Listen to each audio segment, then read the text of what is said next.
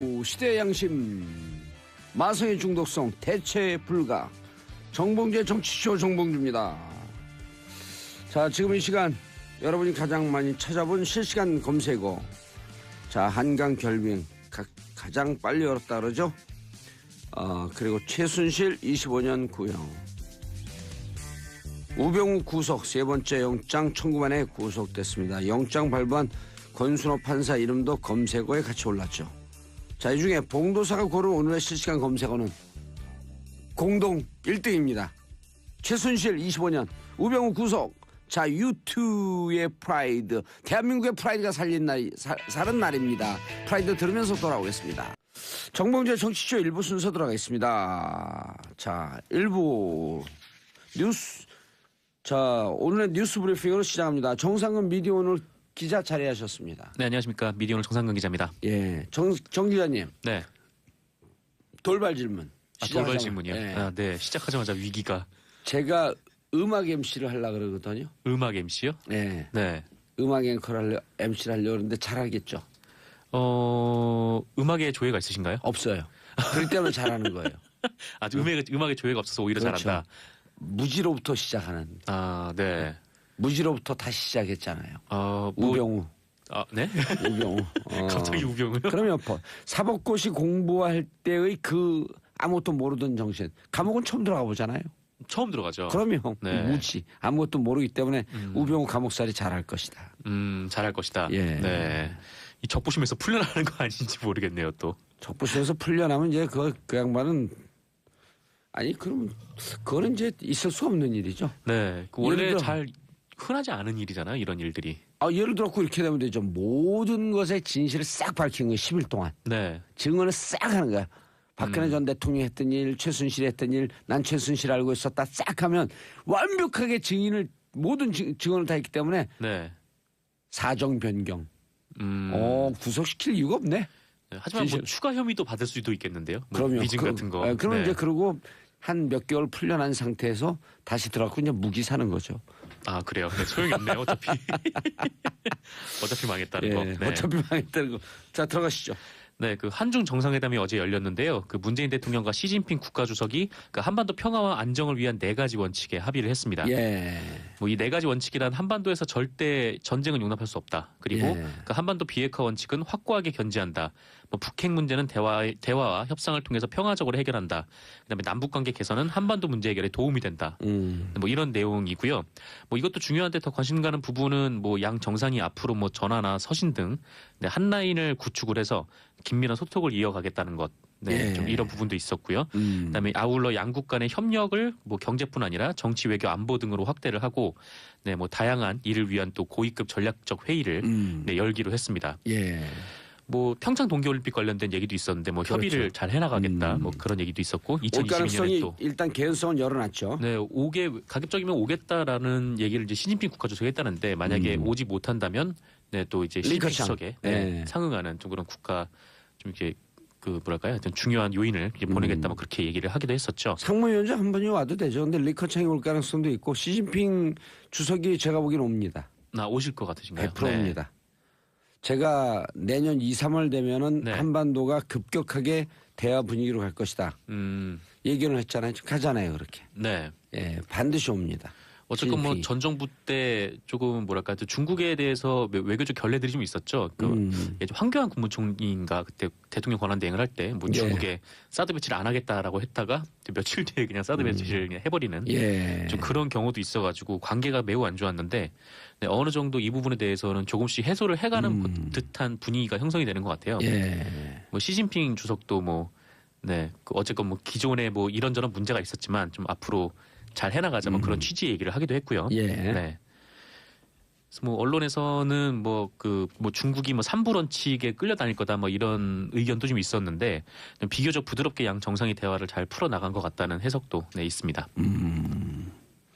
그런데 문재인 대통령이 이렇게 얘기했잖아요. 한중은 운명 공동체 동주공제 배띄우자. 네. 동주공제라는 표현 저 들어보셨어요? 동주공제란 표현은 제가 못 들어봤는데 시진핑을 한마디로 표현해라 하면 동주공제입니다. 같은 배 이런 같은 배를 네. 타고 물을 헤쳐나간다. 이런 뜻이거든요. 네. 같은 배로. 그래서 시진핑이 가장 즐겨 쓰는 사자성어입니다. 아, 그래요. 동주공제. 네. 문재인 대통령이 그걸 그 역으로 인용한 거죠. 어느 정도 뭐 준비를 좀 많이 했다라고도 볼 수 있겠네요. 네. with 혹은 together 이런 뜻이에요. 동주공제는 네. 함께 간다. 함께. 예. 그리고 이번 정상회담에 대해서 한마디로 표현하면 중국의 외교 정책이 그대로 드러났습니다. 네. 그게 바로 구동존이. 네. 이 얘기는 들어봤어요. 구동존이. 같은 점은 구하고 차이가 나는 점은 그대로 놔둔다. 네. 그러면서 즐겨 쓰는 표현이 이런 표현을 써요. 해결할 수 없는 것을 해결하지 않은 상태로 그대로 놔두는 것도 또 하나의 해결 방식이다. 사드 문제를 그렇게 그렇죠. 보고 있다는 거죠. 근데 그래서 이제 사드 문제 때문에 바짝 화가 나 있다가 네. 이제 너네 한미 관계, 남북 관계 때문에 어쩔 수 없으니 더 이상 추가 배치하지 마라. 네. 그래서 일본하고도 계속 대화하면서 센카쿠 열도 갖고는 또 싸우잖아요. 네, 그렇죠. 늘 분쟁 지역 그냥 놔둬라. 근데 그거는 그것대로 이제 놔두고. 예. 네. 대만과도 원 차이나에 서로 주장해요. 네. 원 차이나. 구이 공식이라고 하는 표현이 있어요. 구이 공식. 92년도 홍콩에서 만나갖고 중국과 대만이 공동 인식을 했다. 아, 그래서 929. 구이 공식이에요. 사자성어도 알았더니 예, 앞에가 구이 공식. 92가 92년도. 그냥 숫자 92. 네. 예. 그거 뭐냐? 원 차이나를 선언했어요. 근데 원 차이나가 어딘지는 몰라. 아, 어딘지 모르는 예, 추억. 중국은 중국 가서 네. 원 차이나는 여기 본토다. 네. 대만은 대만 갖고 원 차이나는 대만이다. 그 유명한 주어가 없다라는. 그렇죠. 원 차이나. 네. 그러나 그걸 갖고 양쪽은 문제가 해결됐다 그래요. 왜? 해결할 수 없는 것은 해결되지 않은 상태로 놔두자. 네. 그 이번에 그대로 나왔잖아요. 그러게요. 사드 문제도 그냥 산불 정책. 네.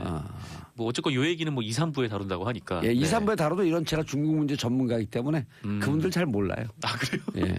국회를 한다고 마침 다 게스트가 합니까? 아, 네네. 오기 전에 미리 까는 거예요. 의원님들이 오시는군요. 지금 차 타고 오면서 듣고 오거든요. 네. 의원들이 알아봐야 뭘 얼마나 알겠어요. 오늘 출연하는 의원들이 이철이, 그다음에 윤소아, 진수희 네. 의원이거든요.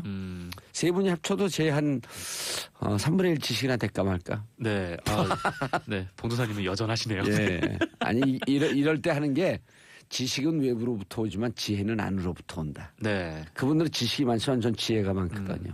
여기 이제 네, 러브 그 여기가 예, 아니기 좀 이따 때문에. 오면은 죄송합니다. 그러죠. 자, 다음 뉴스.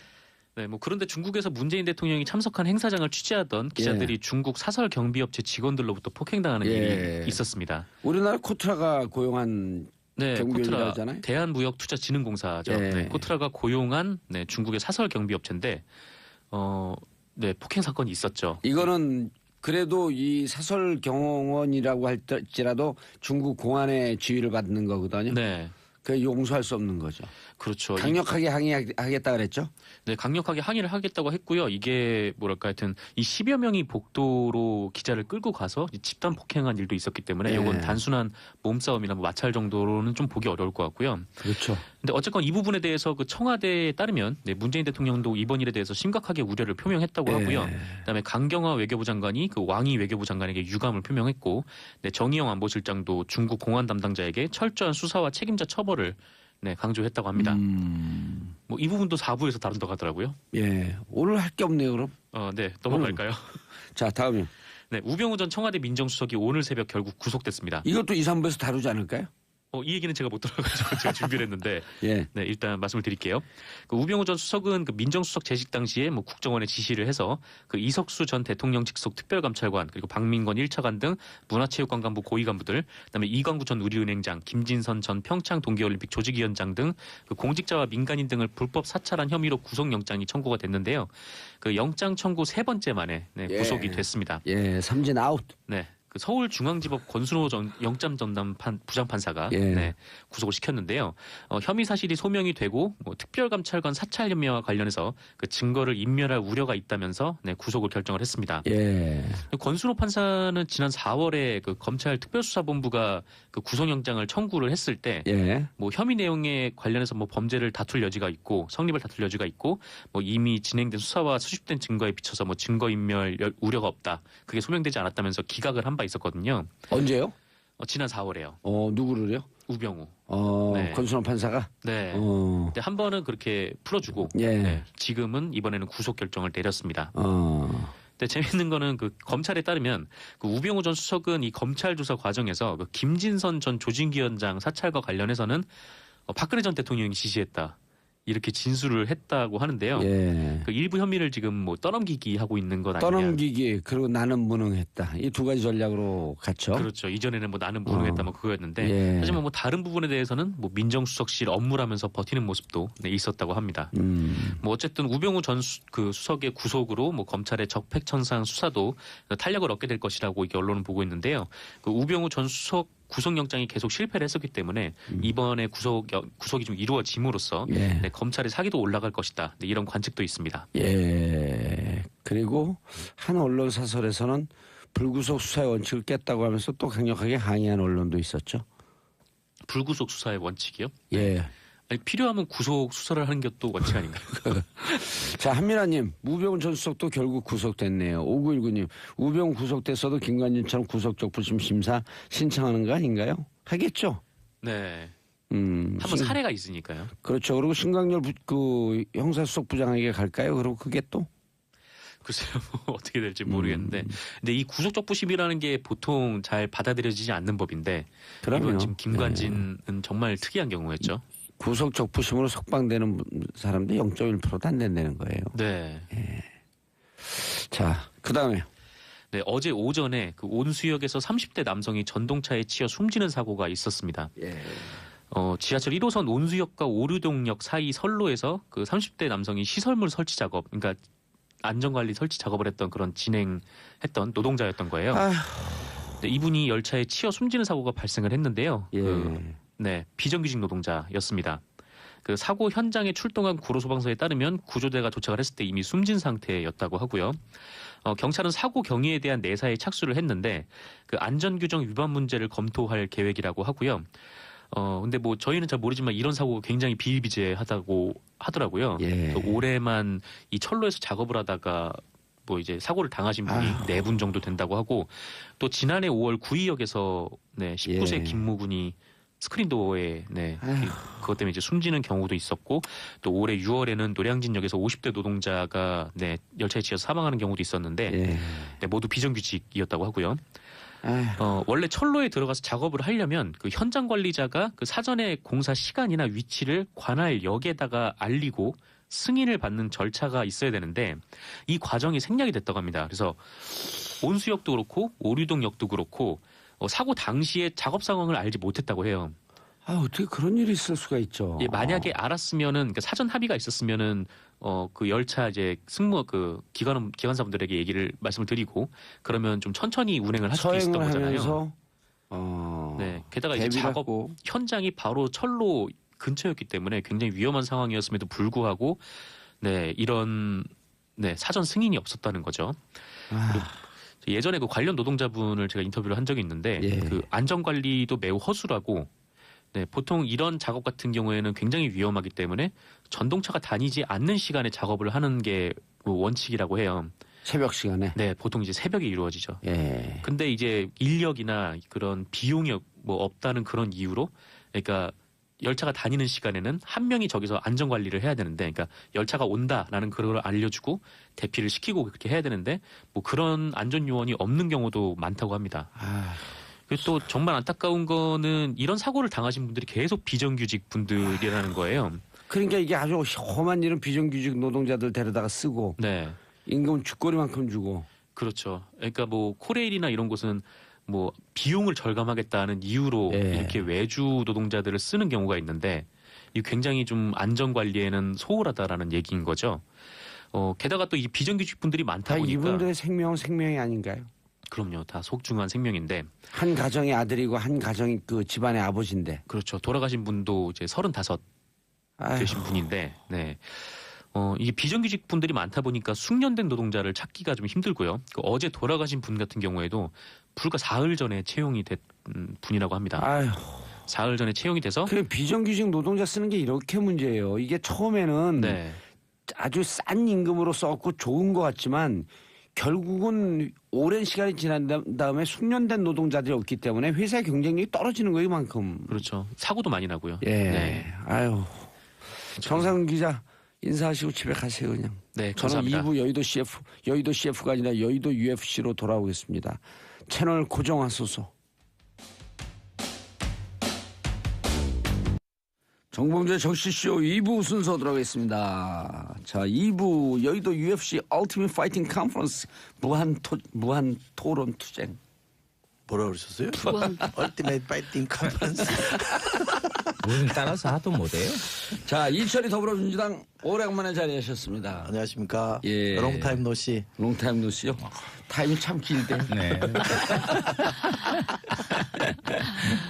자, 윤소아 정의당 의원님 자리하셨습니다. 예, 윤소아입니다. 지역구가 어디죠? 네, 목포입니다. 참 세발낙지처럼 생기셨어. 예, 다음에 꼭 사고 올라올게요. 비례 아니세요?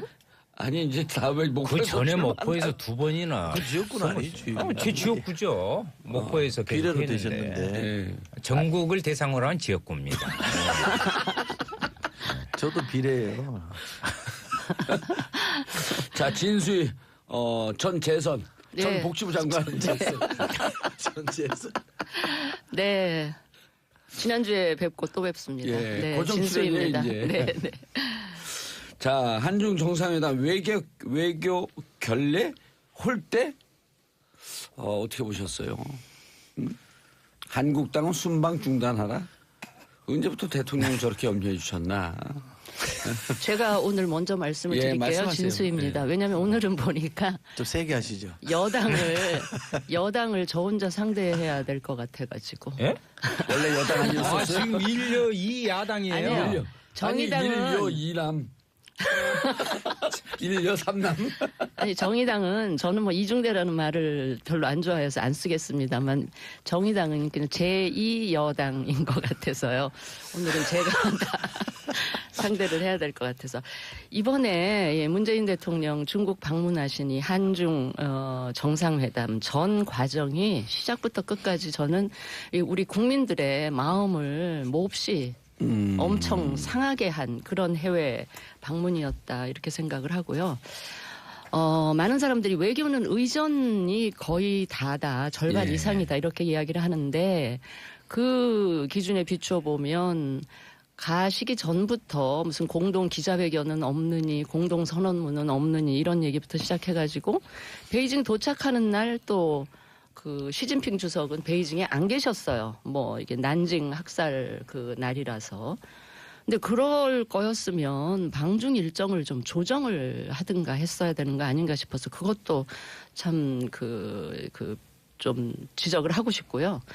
그다음에 3박 4일 계시면서 식사를 여러 번 하게 되는데 어제 저녁에 있었던 국빈 만찬을 제외하고는 공식적인 식사 일정이 없었다는 거 아니에요. 그러니까 이제 국내에서 혼밥, 베이징까지 가서 혼밥, 대통령께서 혼밥하느냐 뭐 이런 얘기까지 나오는 상황이고 그리고 어제 저도 화면을 통해서 봤는데 쭉 인사 중국 쪽에 고위 관리들하고 쭉 인사하는데 그 외교부장이죠. 왕이 부장이 네.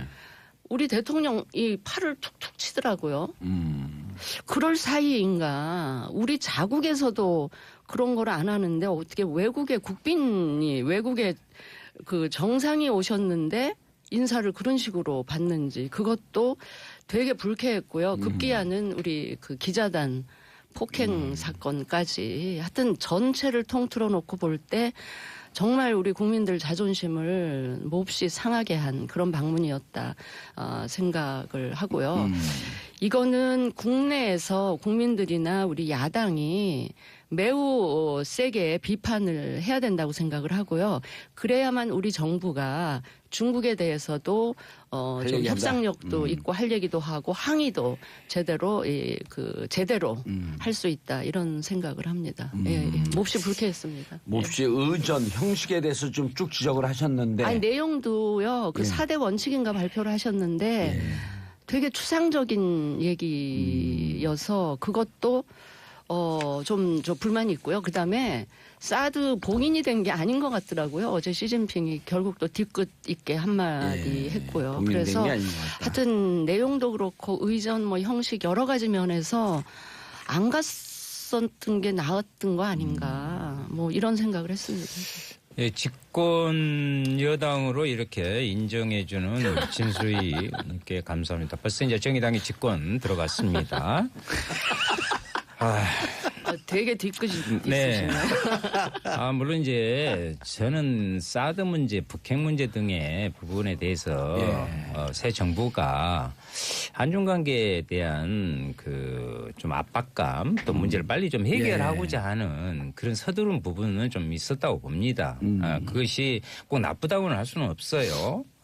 그런데 문제는 진수희 의원님께서도 그 지적하셨듯이 너무 일정을 좀 세밀하게 디테일하게 좀 짜지 못했다. 근데 그 이유는 좀 있었던 것 같아요. 예를 들면은 난징 대학살 80주년이 되는 그 시기를 선택한 부분에 있어서는 좀 문제가 있었고요. 그런데 이제 18일 날 보면은 그때가 뭐 중국에 중국에 적어 왔는데 어디서 적어놓은지 지금 못 찾고 계신 거죠. 경제대회 있잖아요. 경제대회. 그것이 아주 중요한 부분이었어요. 그러니까 그것에 앞서서 이렇게 좀 하다 보니까 이런 문제가 발생했고요. 우리나라도 18일서부터 중요 행사가 있잖아요. 공관장 회의가 있잖아요. 근데 코트라 행사장이 됐든 어쨌든 간에 기자들에게 그러한 부분들을 한 것은 강력히 물론 강경화 외교부 장관이 뭐 하기는 했는데 강력한 항의를 해갖고 강력한 또 문책까지 요구를 지속적으로 해야 된다. 그렇게 저는 생각을 합니다. 정상회담은요? 정상회담의 내용에 저는 대해서. 이번에 그 말씀하신 이제 저 진수희 의원님께서 뭐 추상적이었다 보는데 저는요 오히려 한반도의 전쟁 불화 그리고 한반도 비핵화 대화와 협상을 통한 평화적 해결 한반도 문제를 위한 남북관계 개선 이 4대 원칙을 합의한 것은요 공식적으로 이렇게 합의한 대단한 저는 저 성과라 봅니다. 그 새삼스러운 건 아니잖아요. 아니 늘 하던 잠깐만요. 얘기 그런데 저는 그렇게 생각을 해요. 우리가 그렇게 이야기합니다. 중국에서 쌍중단, 쌍계 협상 그 부분을 이야기하는데 지금 북미 간에도 터닝 포인트가 있단 말이에요. 여기에서 이니셔티브를 우리가 지어야 돼요. 중국에 맞게 쌍중단, 북미, 북의 그 미사일, 핵 중단하고 그리고 한미 군사훈련 중단을 한과 동시에 비핵화 프로세스 그리고 북미 간의 대화를 통한 평화협정 이 부분은 우리 정의당에서도 주장했고 이것이 가장 현실적이다. 이것을 우리가 오히려 주도적으로 좀 치고 나갔어야 하지 않느냐 이런 생각이 듭니다. 이철 의원님. 뭐 크게 다르지 않고요. 우선 외교적 결례인 거는 분명한 것 같아요. 굉장히 기분 나쁘더라고요. 저도 화도 좀 나고 특히 기자들 폭행한 거는 그건 해서는 안 될 일을 한 거잖아요. 그렇지 말도 안 되는 일이 발생. 우리 흔히 하던 말로 포커죠, 포커. 그렇게 하면 안 되죠. 중국은 공안이 다 통제하는 나라 아닙니까? 그렇죠. 그러니까 그렇게 열어줬으니까 뭔가 일이 벌어진 거라. 사설이라고 할지라도 공안 통치하에 있는 거니까. 그렇죠. 그래서 그렇게 한 거에 대해서 우리 정부가 아주 강력하게 항의하고 또 책임자들에서 문책을 요구해야 될 거라고 보고요. 내용은 저는 나쁘지 않다고 생각합니다. 내용은 좋았고요. 특히 이제 최근에 뭐 전쟁 가능성에 대한 우려들이 많이 컸잖아요. 대통령께서도 왜 저러나 싶을 정도로 메시지를 내보낼 때 한반도에서 전쟁은 안 된다 이런 얘기를 하셨고 또 최근에는 미국하고 중국이 이 급변 사태에 대한 논의를 했다라고 하니 그런 점에 대해서 한중 정상이 만나서 전쟁 안 된다 이렇게 정리해 준 거는 시적절하게 저는 잘했다고 판단하고요. 중국은 뭐 이런 게 좀 있는 것 같아요. 사실 이게 국빈 방문이잖아요. 국빈 방문은 사실 예의를 갖춘 거거든요. 상당히 예의 갖춘 거고 그간의 한중 관계에 비춰보면 갑자기 국빈 방문을 받아준 거가 되는 거잖아요. 그렇게 보면 상당히 그쪽도 관계 개선에 대한 의지는 있어 보이는데 또 그쪽 상황을 들어보면 국내 여론이 썩 좋은 것 같지는 않아요. 사드에 대해서 문제 제기를 세게 했는데 얻은 건 없거든요. 사실 중국도. 그러니까 중국 내부에서 시진핑에 대한 사드 문제에 대해서 비판이 높단 말이에요. 약간 그런 게 있어서 아마 그런 자범들이 좀 나온 것 같고 우리는 우리대로 그런 것 때문에 일희일비하면서 다시 문을 닫을 게 아니라 그런 건 항의할 건 항의하고 또 고칠 건 고쳐가면서 정상화로 가야 그동안 파탄났던 관계를 복원하는 게 되는 거고 또 모처럼 우리 경제가 지금 좋지 않습니까? 세계 경제 흐름에 맞 좋은데 거기에 중국 그 관광객들이 또 돌아주고 하면 우리 자영업자들이나 중소기업에 좋은 점들이 되기 때문에 저는 대통령이 그러저러한 것들을 다 고려해서 아마 속으로는 많이 참고 계실 겁니다. 예. 진수 의원님, 네. 그 방금 이철희 의원도 지적을 했지만 그 국빈 스테이트 비짓을 한 거란 말이에요. 국빈 방문. 근데 일본 측에서 여러 차례 요청했는데 안 받아줬어요. 그럴 정도로 중국의 국빈 방문을 받아준 것. 그다음에 일정은 이미 정우영 실장이 날라가고 일정은 사전에 다 조율한 거거든요. 같은 일정이 일방적으로 캔슬된 게 아니고 13일 날 난징 대도살이라고 그러죠. 중국에선 대도살. 중국에선 대도살이라고 그래요. 끔찍하네. 예, 그럴 정도로 중국에서는 엄청난 역사적 사건이에요. 그걸 알고 시진핑하고 리커창이 갔다가 또 바로 북경으로 컴백을 했단 말이에요. 그걸 알고 어쨌든 정상회담이라고 하는 것은 그쪽에서 2박 3일 주장했는데 우리가 이제 5박 6일 하다 3박 4일로 간 거 아니에요? 정상회담 자체는 대단히 성공적이었다. 그리고 모든 정상회담은 정상회담 그 자체에 초점을 맞춰야 된다. 이렇게 중국에 있는 한국학자들 많이 주장을 하고 잘 됐는데 왜 자꾸만 그 디테일한 형식에만 그렇게 신경 쓰냐. 물론 감정 상한 거, 기자 폭행 이해를 하지만 정상회담 성공적이었다. 받아준 것도 성공적이었다. 중국에서도 절실했다. 이 지적은요. 뭐 그렇게 생각하시는 분들도 있겠죠. 예. 근데 저는 우리 국민들의 감정이. 상식적인 수준이나 국민 눈높이에서 봤을 때는 국민들은 자세한 그 구체적인 회담의 결과나 이런 거는 또 별도로 하더라도 보여지는 별도로 모습 하더라도. 자체가 우리 국민들의 자존심은 엄청 상하게 그렇죠. 한 거거든요. 아니 제가 왜 그렇게 네. 여쭙냐면 예. 일부 보수 언론에서 예. 대통령을 걱정해 주는 척하면서 결례다 하고 결국 실패했다고 하면서 내용도 같이 까거든요. 뭐 그러고 싶은 야당도 있기는 하겠지만 아니 근데 네. 이게요. 네. 제가 좀 한 말씀 드리고 싶은 과거에 누구죠? 우리 노무현 대통령입니까? DJ 대통령입니까? 디스맨인가? 디스가이라고 그래가지고 네. 부시 대통령이었죠. 김대중 대통령. 부시, 예. 네. 그때 홀대로 나왔었잖아요. 근데 우리나라는 좀 그런 거에 대해서 문제 지적은 좋은데 마치 우리가 뭘 잘못해서 홀대 받는 것처럼 이렇게 바라보진 않았으면 좋겠어요. 그럼 그 나라가 잘못한 거잖아요.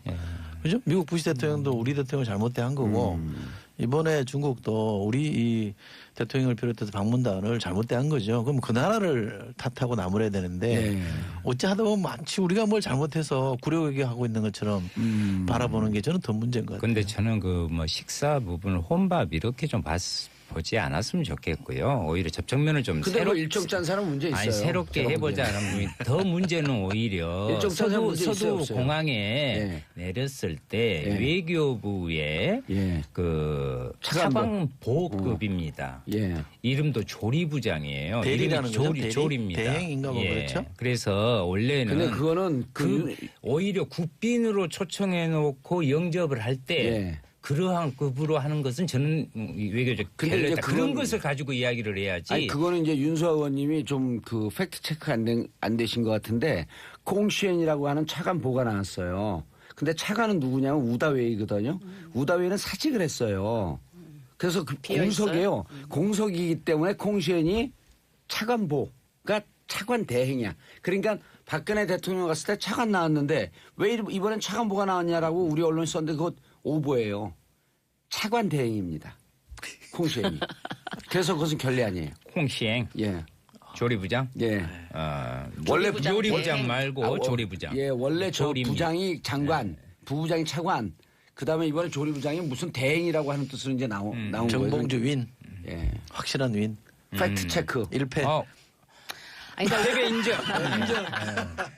아니 근데 진수입니다. 그러니까 우리 국민들이 예. 뭐 그런 부분 또 사드 문제도 걸려 있고 또 우리 경제적인 문제도 걸려 있고 하기 때문에 우리 국민들도 잘 됐으면 좋겠다는 생각으로 많이 누르고 기분 나빠도 참고 하다가 어제 그 기자단 폭행 사건 때문에 그렇죠. 이게 그때 터진 이렇게 거예요. 이제 터진 폭발했다고 저는 생각해요. 그렇게 하면 안 되죠. 예. 안 되는 거죠. 그리고 그 사드 산불 정책 그건 아까 이철희 의원이 지적한 것처럼 중국 내에서 이 언론의 자유가 없으면 말은 못하지만 산불 정책에 대해서 중국민들이 부글부글 끓는다는 거예요.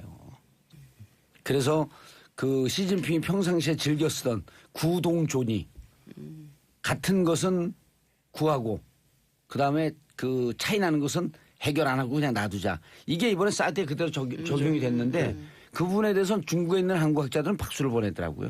잘했다고. 근데 한 가지 제가 더 지적을 하면 뭐 또 굉장히 지역적인 거일 수도 있는데 어제 그 폭행 사건 있고 나서 우리 외교부에서 그쪽 중국 외교부 쪽에 강하게 어필을 하고 하니까 그러냐 관심을 갖겠다 이 정도 처음에 대꾸를 한 것도 정말 기분 나쁜 게 우선 자국 안에서 그런 일이 있었으면 일단 유감부터 표시하고 그 기자의 폭행 정도나 이런 거에 대해서 관심을 이렇게 해야지. 맞습니다. 그냥 맞습니다. 관심 갖겠다. 아니 그 이후 여하를 막론하 그런 일이 있었던 거에 대해서 일단 그럼요. 유감을 무조건 잘못된 표명하는 게 거죠. 먼저인데 하여튼 여러 가지. 전 근데 그 기자 폭행하는 거 보면서 개인적인 생각은 야 정말 대한민국이란 나라가 정말 훌륭한 나라라고 하는 게 기자를 보는 관점 자체가 한국과 중국이 완전히 틀린 거. 언론의 자유가 없는 나라에서 기자는 별로 중요한 인물이 아니야 보니까. 우리는 기자로 어디 손을 대요? 손을 대 큰일 날라고. 그럼요. 딱 이 집회 가서도 저한테 손 대려고 그러면 방송 진행자입니다. 어이구 깜짝이야.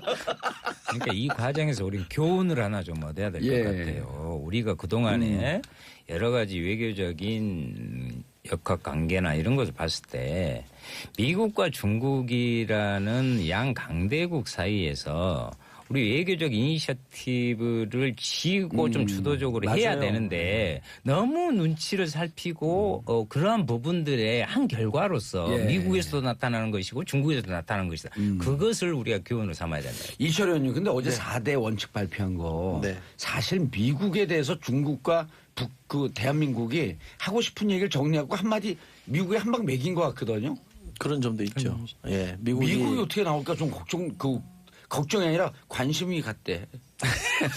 트럼프. 미국한테 제대로 얘기한 거 아니에요? 그렇죠. 미국이 이제 우리가 중국 가서 어떤 메시지를 내보낸지에 대해서 아주 예민하잖아요. 예민하게 지켜봤잖아요. 예. 근데 뭐 표현 자체가 세진 않았습니다만 정리를 잘해서 내보낸 전쟁 거고. 절대 안 된다. 그렇죠. 근데 지금 미국 조야에는 뭐 선제 타격이니 뭐니 해서 막 분위기들이 안 좋아지고 있다는 거잖아요. 예. 그런 점에 대해서는 정리를 해준 거기 때문에 저는 참 잘했다 이렇게 생각을 하고요. 그 틸러슨이 사실은 이 대화 제의를 했잖아요. 예. 그거를 대통령부터 바로 뭉개기 시작해서 아니다 이래버린 거 아닙니까? 트윗을 했어요? 아니라고?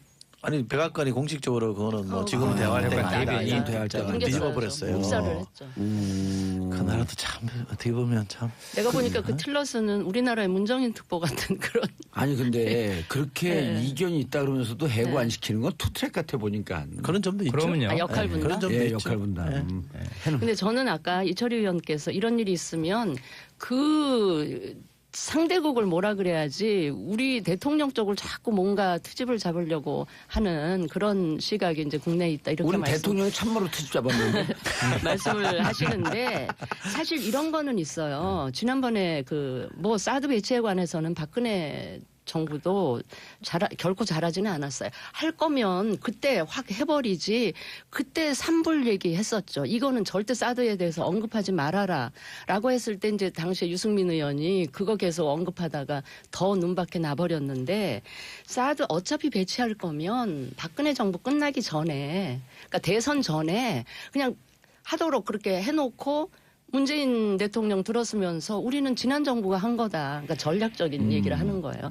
그렇게 했더라면 사드에 관해서 이렇게까지 우리가 그러니까 문재인 대통령이 후보 당시에 다음 정부에 이걸 맡겨라 뭐 이런 식으로 하면서 새 정부는 혹시 이 사드 배치를 안 할지도 모르겠다라는 그 약간 희망 고문 비슷하게 중국을 그렇게 했기 그런 점이 때문에 있었죠. 예. 그 허점을 막 파고들면서 저는 그 사드에 관한 한 중국의 레버리지를 우리가 조금 더 높여주는 그런 우를 범했다니. 그러니까 만약에 국내에서 사람들이 이런 중국에서 우리를 홀대하는 이런 거를 그 우리가 자초했다고 생각하는 사람들이 있다면 그 사람들은 아마 이런 식의 생각을 하면서 우리 대통령이나 새 정부가 좀 그런 빌미를 주지 않았느냐 이런 판단을 할 수도 있다는 거예요. 근데 사드는 뭐 저는 우리 진수희 전 장관님 생각도 존중합니다만 사드 문제는 사실은 박근혜 정부가 너무 헝클어놨어요. 이거 너무 무리하게 해가지고 아니 총리가 그때 갔었잖아요. 사드 배치 발표 직전에 총리가 갔었습니다. 황교안 총리가 갔는데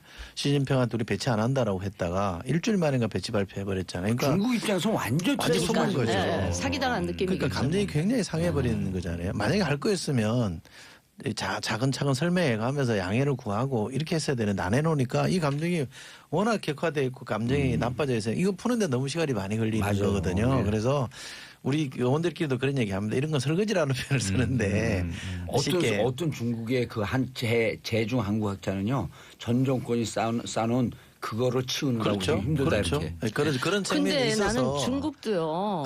참 내가 답답한 게 이 사드가 말 그대로 고고도 미사일 방어 체제잖아요. 엑스밴드 레이더 때문에 그러는 거예요. 아니 근데 이게 우리는 북핵을 머리에 이고 사는 우리 입장에서는 최소한의 자구적인 조치이고 방어 조치지. 우리가 이걸 가지고 무슨 북한을 공격하고 그래서 전쟁을 일으킨다던가 중국을 공격하고 이런 게 전혀 아닌데 왜 우리 입장에서 그럴 수밖에 없는 입장을 왜 중국은 이해를 못하는지. 아니 의원님 저는 이제 그게 답답한 거예요. 사드 이게 전쟁하자고 하는 게 아니잖아요. 사드의 무용론은 이미 게임 진짜 끝났어요. 이제 이것을 우리 진직이 무용은 왜 끝났고 무용이에요? 방어. 아니 윤수아님 아니요. 2부도 진직이 끝나서 광고 듣고 옵시다. 예. 채널 고정하소서.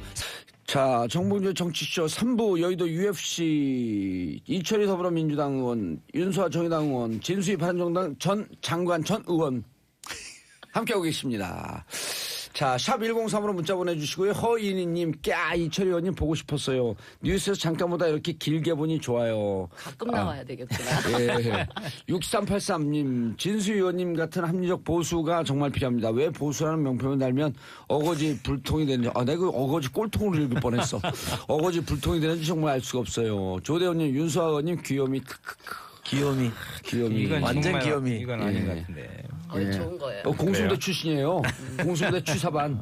아니 그냥 귀요미도 아니야. 완전 귀요미야. 예, 귀요미. 고맙습니다. 자, 그런데 그 자유당에서 자유당 아니고 자유한국당.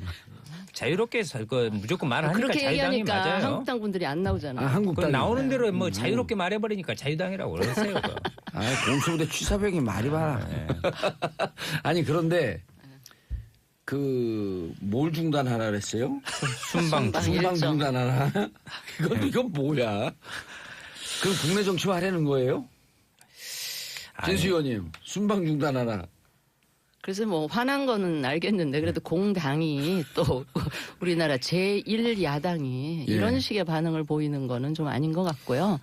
저는 그거 만약에 순방 중단하고 돌아오면 북한하고 다를 게 뭐 있겠느냐 이런 생각을 했습니다. 왜요?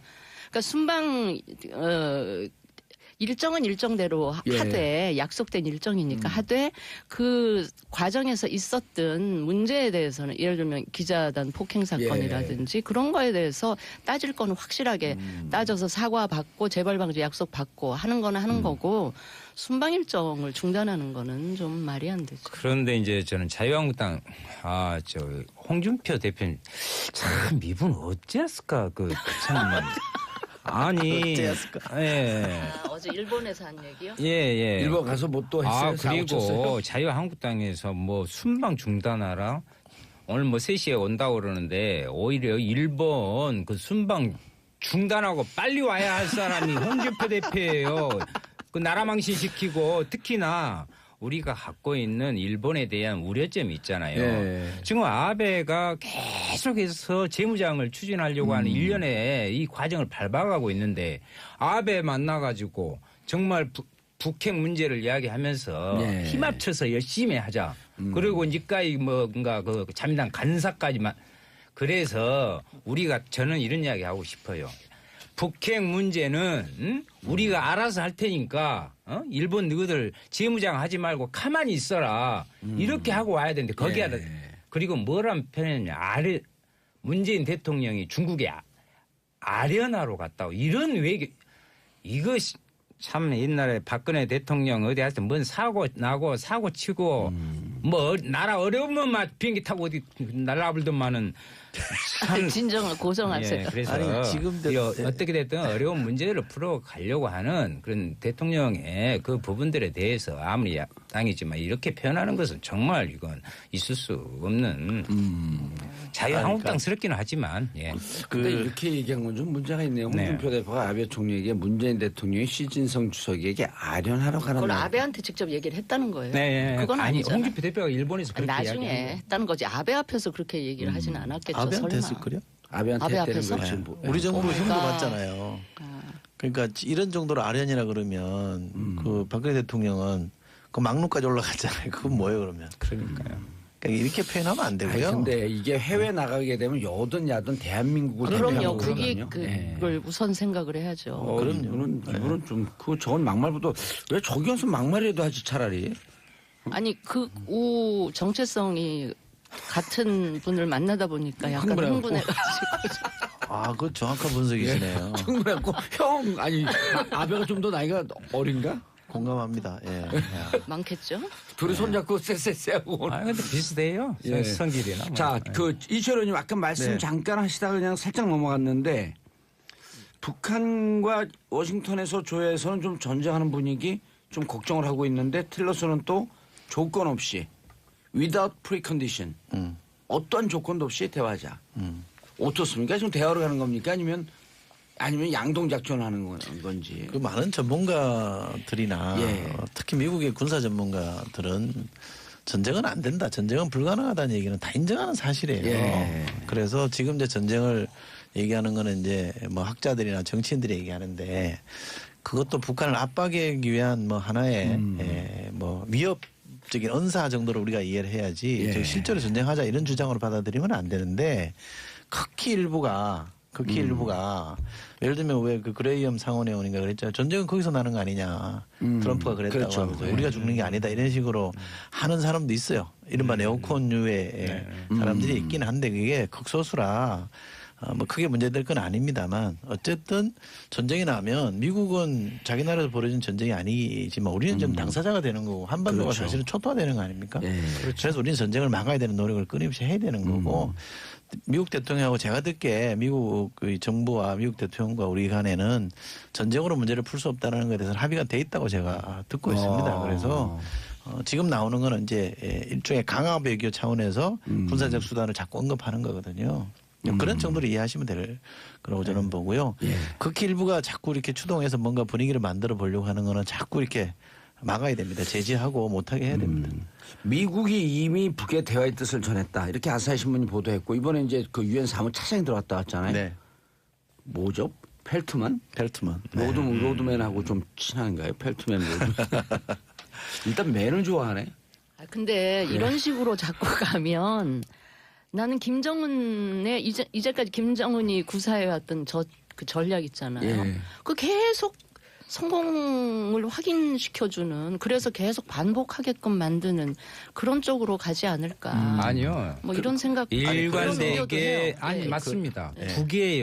북의 목표는 뭐였냐면 핵 보유 꼭 지위를 확보하는 것을 최대 목표. 그래서 뭐 남측에서 대화하자게 해도 털어버리고 하여튼 미국을 상대로 일정 정도 지금 종점에 자기들 목표는 우리가 원하든 원하지 않든 간에 그 부분까지 왔단 말이에요. 그래서 이제 미국도 반응이 지금 오기 시작하는 거예요. 이미 완성이 됐다. 예, 그런데 물론 공식적으로는 인정 안 하지만 오히려 공식 인사들이 관료들이 핵 보유를 시사하는 발언을 계속 지금 하고 있잖아요. 그래서 저는 이 포인트에서 우리가 진짜 어떤 평화의 부분으로 전환하는데 이 부분을 해야 된다. 그래야 한반도 비핵화 부분들의 위기 관리를 할 수 있는 기회다 이렇게 그 생각합니다. 제가 알고 있는 것을 하나만 더 보태면 미국도 궁극적으로는 대화를 통해서 협상을 통해서 풀 수밖에 없다는 건 알아요. 그런데 그간에 이제 북미 대화가 몇 번 실패했잖아요. 그죠? 한 20년 동안 실패해온 게 있으니까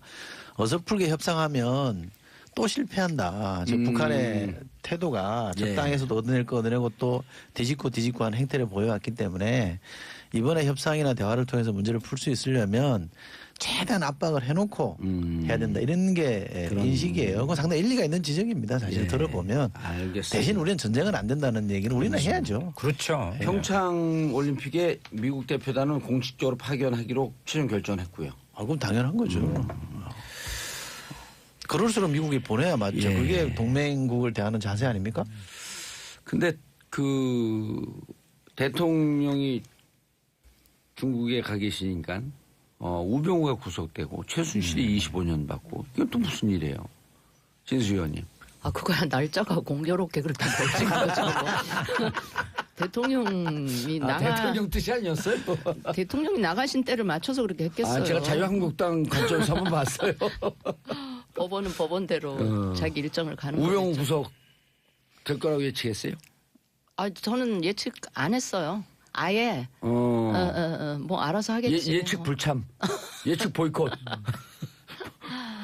우병우는 뭐 이제 우리가 흔히 말하는 점잖은 말로 사필 규정이다 이런 건데요.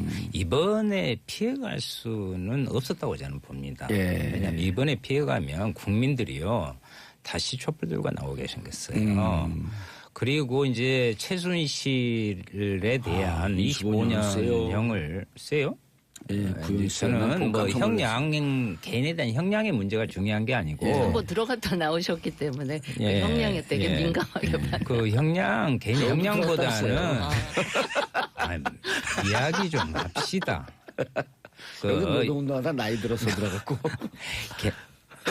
개별 형량의 문제보다는 국가적 대범죄 행위를 했잖아요. 이렇게 초유의 국정농단 사태를 벌이고 그렇기 때문에 이 부분에 엄정한 법정이 돼야 되고 이미 또 이와에 대한 문제로 3년짜리 저축해 놓고 있습니다.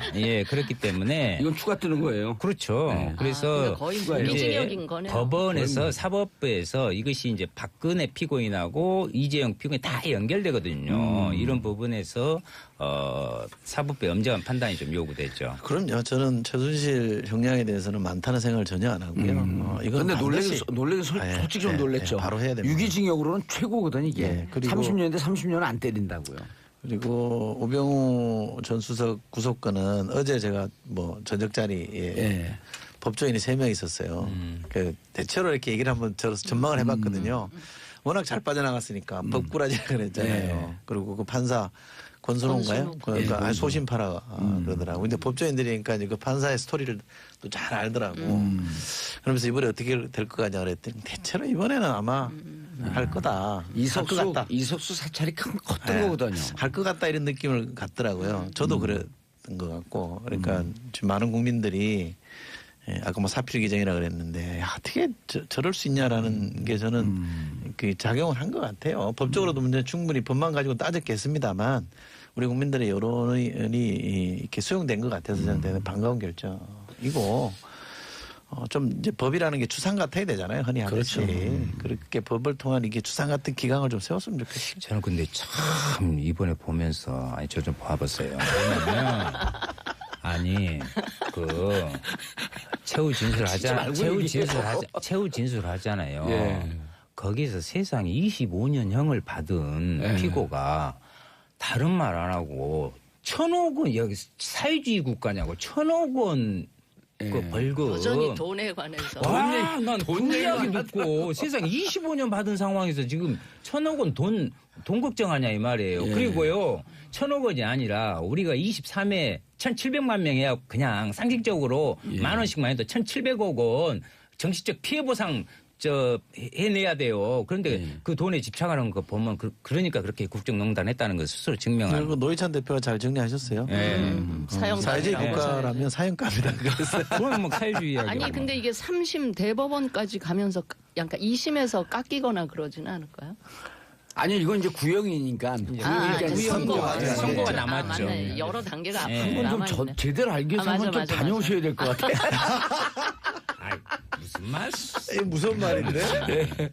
아니 견학. 그렇지 견학. 아니 근데 최순실 씨는 그 안에 계속 있는 게 더 신변 안전을 위해서는 좋지 않을까요? 뭐 그렇죠. 이런 얘기. 국민들의 얼굴도 너무 팔리고 그래갖고. 맞습니다. 그래서 최경환 체포 동의안도 빨리 해야 돼요. 그 할복 못하게 하려면. 아니 근데 여기 현역 의원들 안전하게 구속 수감해야. 근데 현역 의원들 하지. 2분 계시지만 그걸 이번에 국회에서 처리 안 하겠다고 그냥 검찰로 공을 또 넘기셨더라고요. 저는 그 부분은 우리 이철희 의원님.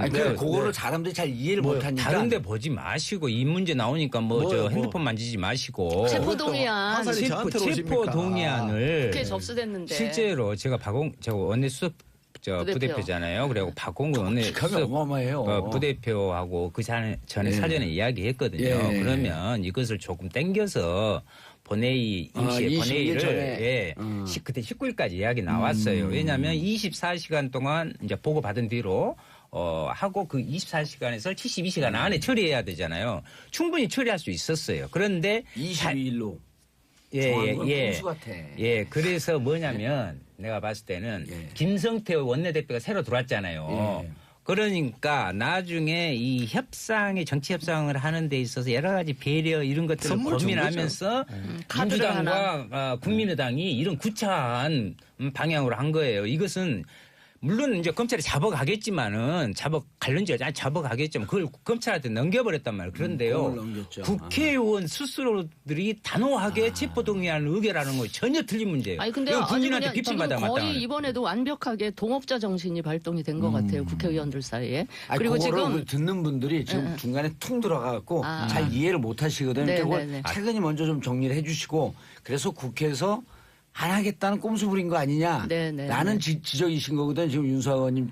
왜 그렇게 됐는지 일단 우리 청취자분들이 알아야 돼요. 예, 그걸 뭐 제가 설명을 드릴까요? 예, 설명해 예, 예. 주세요. 지금 최경환 의원에 대해서 검찰 수사가 있은 다음에 예. 구속영장을 청구를 했잖아요. 근데 지금은 국회의원은 헌법상 불체포 회기 중에는 불체포 특권이 불체포 있죠. 특권이 있기 때문에 지금 임시국회 회기 중이라 그 구속영장 집행을 못하는 상황이라 할 수 없이 법원에서는 체포영장을 대신 발부를 했어요. 근데 이 체포영장이 발부되면 이제 검찰에서는 국회에 그걸 접수를 시켜요. 체포 동의안.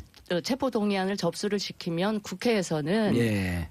가장 처음 열리는 본회의에 그걸 보고를 하고 보고한 지 72시간 내에 표결 처리를 해야 되는데 지금 회기 중에 22일만 유일하게 본회의가 잡혀 있어서 예. 22일 날 이제 본회의에 보고를 하면 22일 날 끝난단 말이에요, 국회가. 처리를 그러니까 못하게 되는 거예요? 처리를 국회 차원에서 못 하니까 근데 왜 22일로 본회의를 잡아요? 요건 갖고 한 18일이나 17일쯤 잡자. 이게 이제 국회를 윤석열 잡으면 19일 그 이야기 되는데. 나왔었어요 처음에는. 그러니까 임시국회 회기 뭐 이런 핑계 대해서 의원들이 자기 손에 피 안 묻히겠다는 그런 뜻이고 검찰이 알아서 하라 이런 거잖아요. 그래서 뭐 저는 그런 네, 비판을 들어도 할 말이 없다라고 생각합니다. 그런데 이런 문제가 아마 있었을 겁니다. 현실적인 문제가 좀 있어요. 왜냐하면 의원들이 워낙 많이 나가 있습니다. 지금 해외? 많이 나가 있어요. 오, 굉장히 본회의 많이 나가요. 끝나니까. 왜 임시국회 회기 중에 왜 해외는 왜 근데 막 나가는 나가요. 거예요? 근데 많이 진영은 나가. 한 그것도 번도 욕 안 먹어야 돼. 나갔어요? 나는 회기 중에는 나간 적 없어요. 진수 의원님, 그냥 돌발 질문. 아니 그러니까. 임시국회 회기 중임에도 임시국회를 열어놓고 해외를 가고 아니 대표적으로 비판받아야 될 분이 정세균 국회의장이세요. 왜 국회의장부터 지금 해외에 나가 계시거든요. 네, 이거는 자, 우리 우리가- 청취자분들에게 잘 알려주셨네. 아니 저는 그래서 이 국회의원들이 개별적으로 욕을 먹으면 아파요. 그게 몹시. 근데 단체로 이렇게 싸잡아서 욕을 하면 별로 안 아파. 별로 안 아프면서 무감각한 것 같아요. 그래서 현실적으로 아마 너무 많이 이제 나가 있다. 많이 나가 있다는 이유 하나. 그다음에 아까 이제 짚어주셨습니다만 김성태 의원이 이제 원내대표가 됐는데 첫 행위가 작품을. 동료 의원 뭐 구속이다. 이거는 약간 부담스러우니 좀 이제 양해를 해준 점이 하나. 그다음에 임시국회가 23일까지거든요. 22일 날 본회의가 잡혀 있잖아요. 그러면 하루 상관이에요. 끝나면 바로 이제 검찰이 잡아가라. 구속영장을 할 수 있으니까 아마 뭐 하루 가지고 그럴 수 그렇게 야박하게 하냐. 예를 들어서 본회의가 뭐 그럴 수 있죠. 본회의가 뭐 30일까지나 아니면 더 늦게까지 잡혀 있는데 그랬으면 그때쯤 했어야죠. 그랬으면 네. 했어야 되고. 네. 그런 여러 가지 요인들이 아니, 아마 모르겠어요. 작용해서 그런 건데 저는 아까 일반 국민들이 김성태, 보기에 예. 저또 지들끼리 짝짝꿍했다 봐주기 아니냐 이런 말을 들어도 저는 할 말 없다고. 두 분은 지금 국회의원 한 지가 1년 반이고 국회의원 8년 하셨잖아요. 장관도 1년 1개월. 근데 참 제 오랫동안 임기 동안에는 예, 참 오랫동안 체포동의안 하셨네. 그게 거의 제 기억에는 한 건인가밖에 없었던 것 같아요. 예. 부결됐죠, 그러고. 부결됐었죠. 예. 예. 근데 어쨌든 저는 아까 김성태 의원 이야기가 나왔는데 김성태 신임 원내대표가 그냥 제 짐작에는 원내대표 선출되는 과정에서 2차 투표까지 갈 거라고 생각을 했는데 1차에서 과반 한 표 차이로 예. 과반이 됐는데 저는 선거운동 과정에서 소위 당내 친박 의원들한테 그것도 물밑에서 좀 얘기를 했을 것 같아요. 내가 김성태 되면 의원은 잘 아시잖아요. 99일 잘 동안 알죠. 한당을 했었잖아 또. 예.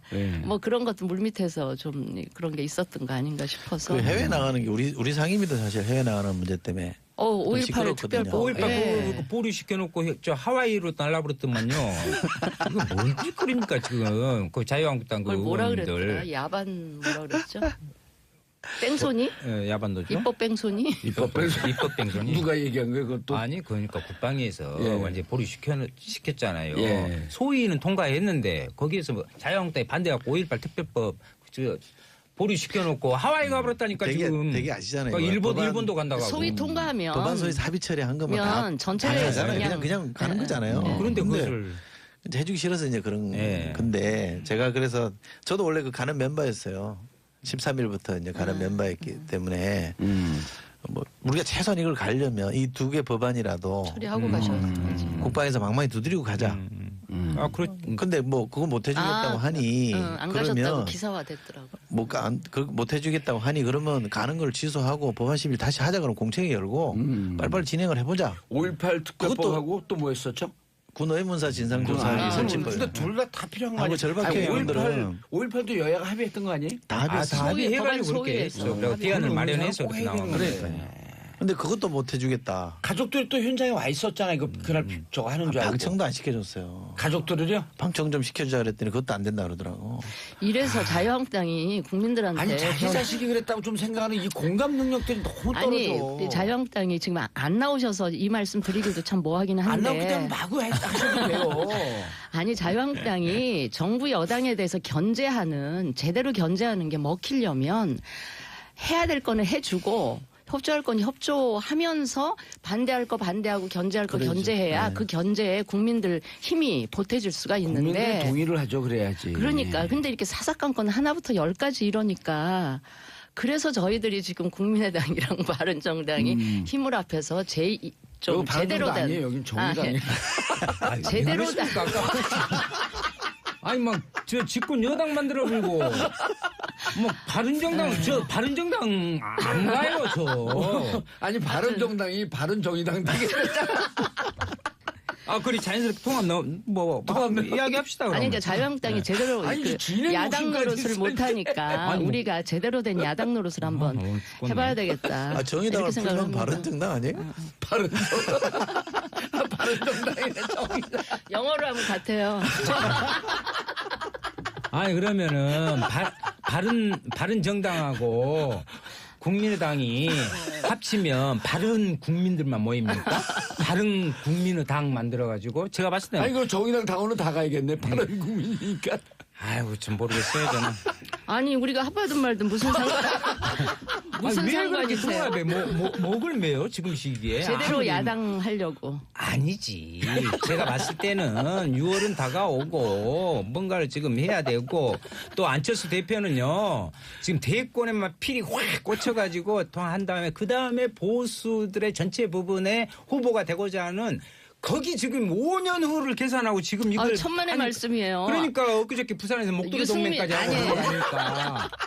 아니 유승민 후보가 엄연히 있는데 왜 안철수 후보가 당연히 이쪽에 후보가 될 것처럼 얘기하세요? 안철수 후보는 예리한 그렇게 지적이 그런 있었어. 욕심을 가지고 계속 하고 있다. 아니 그 욕심이 아니라 본인 그 야망이죠, 희망이죠. 아 그리고 그걸 왜 뭐라 그러세요? 국민의당도 이미 예. 거기 한 지붕 세 가지로 제가 세 가지 김경진 중에 의원 예. 오면 한번 물어보려는데 뭐 구당초? 구당초? 내가 구절초는 내가 이야기 들어봤는데 아 그건 약으로라도 써. 뭔 또 구당초에다가 아니 또 저 구당 무슨 구당 선생님 잘 그리고 치는 평화 개혁 거기가 한 지붕 세 가지거든요. 복잡해버려 거기도. 아니 그러니까 하고 거기가 정리가 돼야죠 일단. 그 정리 상태 안 됩니다. 그 거기. 상태로는 어떻게 그 집안도요 이미 저 정리가 될 수 아니 이미 그러니까 넘어버렸어요. 그러니까 깨지면 깨지는 대로 뭔가 가닥이 잡아져야죠. 그대로는 한 당이라고 할 수가 없잖아요. 진수현님. 네. 예능으로 던지는데 계속 다큐로 만드죠. 아니 진짜 이건 저는 그래서 다큐를 예능으로 하죠. 갑자기 다큐로. 김성태 뭐 저 원내 대표가 시임되면서 이제는 셋문이 아니라 바른 정당에도 대문으로 열어놓고 뭐 통합 뭐 이렇게 아니 자기 대문 열고 튀어나올 때는 언제고 뭘 했다가 셋문으로 들어가 놓고 그런 소리나 했어. 그 대문이 열리면 아니, 저는 그쪽에서 이쪽으로 엑소더스가 일어날 거예요. 그래서 대문 열자. 그것은 꿈꾸지 마시고요. 그리고 저는 이런 일련의 통합의 논의 과정이 과연 국민들이 이것은 그야말로 그 정치 정세의 특히 선거 국면을 중심으로 해서 그 정치 세력 살아남기 위한 이합 집산으로밖에 보지 않아요. 아니, 근데 정체성도 틀리고 뭐 정체성 상당 부분 맞는데. 아니고요. 국민의당은 이미 호남 지역에서 정의당이 앞서버렸어요. 지금 저 여론조사 거기하고 합쳐서 뭐 하려고 그럽니까? 그럼 맞아, 정의당하고 그런 점은 합쳐? 아니 그것은 절대 안 되죠. 우리는 일당백의 정신으로 계속해서. 아니 근데 그 김성태 원내대표가 되니까 안철수 대표가 바빠졌어요. 왜냐하면 그쪽으로 할까봐.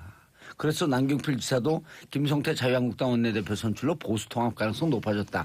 국민의당이 아니라 이제는 자유한국당으로 가겠다 이런 뜻 아니에요, 진수 의원님? 에이, 저는 그럴 분들이 있을지 없을지는 모르는데 저는 그거는 옳은 방향이 아니라고 보고요. 저는 제가 또 한국당 의원 안 계셔서 이야기하기가 좀 그런데 이야기 계속하세요. 없으니까.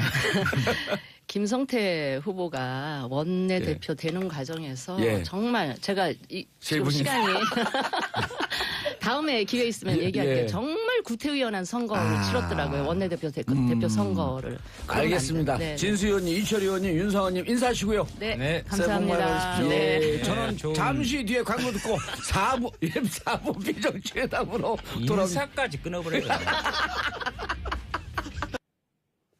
정봉재 정치쇼 4부 순서 들어가겠습니다. 자, 비정치회담 정치 빼고 모든 것이 다 있다. 하재근 문화평론가님 자리하셨습니다. 예, 안녕하세요. 예, 강경윤 SBS 퍼니 기자님 자리하셨습니다. 네, 안녕하세요. 예, 자, 첫 번째 뉴스가 네. 뭐죠? 오늘 근데 급하게 들어오기 전에 들어온 거니까. 샵 1035 문자 보내주시기 바라겠습니다. 아까 3부 순서 끝날 때 너무 시간이 없어갖고 이걸 못 읽어드렸어요. 이희선님, 윤서원님 웃다가 배꼽 빠지겠어요. 박현주님, 우하하하 코미디쇼 너무 재밌어요. 정치쇼인데. 들으셨어요? 두 분이 오시면서요? 저희는 밖에 앉아 있었습니다. 밖에 있는데 왜 이렇게 웃음소리가 큰지 코미디언 들어오신 줄 알았어요. 그러셨어요? 네. 예. 자, 네. 첫 첫 번째 번째 소식 뉴스. 전해드릴게요.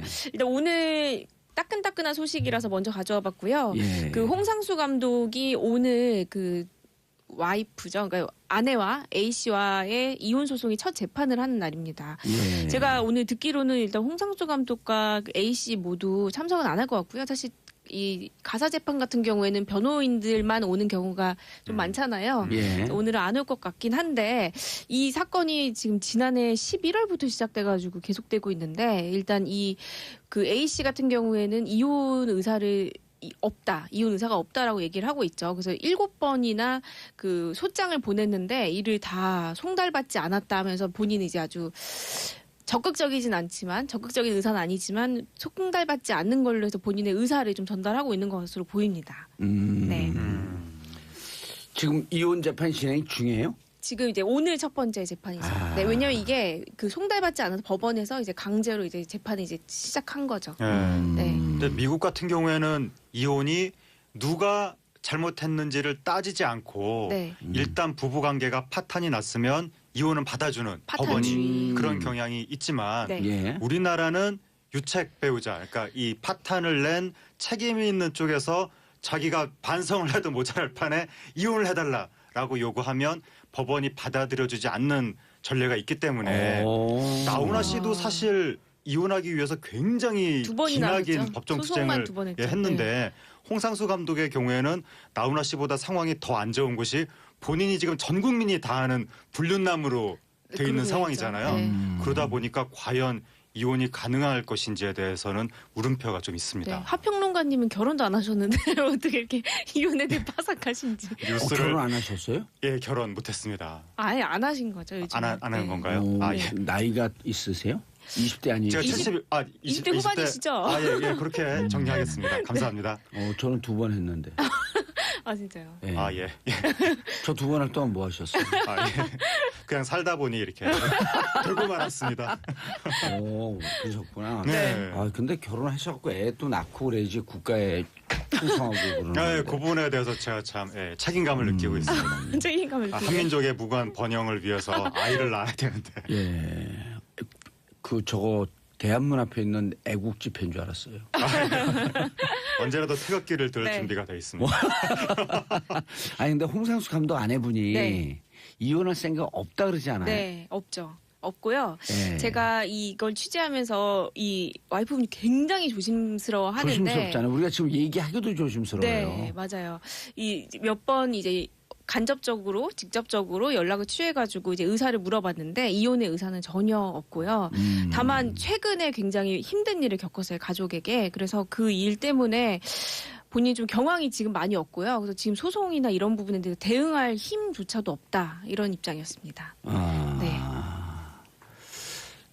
그런데 지금 너무 막 이렇게 그 속상하고 섭섭한 막 이런 심정이 있는 거 아니에요? 그렇죠. 아무래도. 왜냐면 이게 어떻게 보면은 이런 사건 참 취재하다 보면은 이제 본인의 어떤 가정사가 전 국민한테 생중계되는 상황이 굉장히 가정이 부담을 갖잖아요.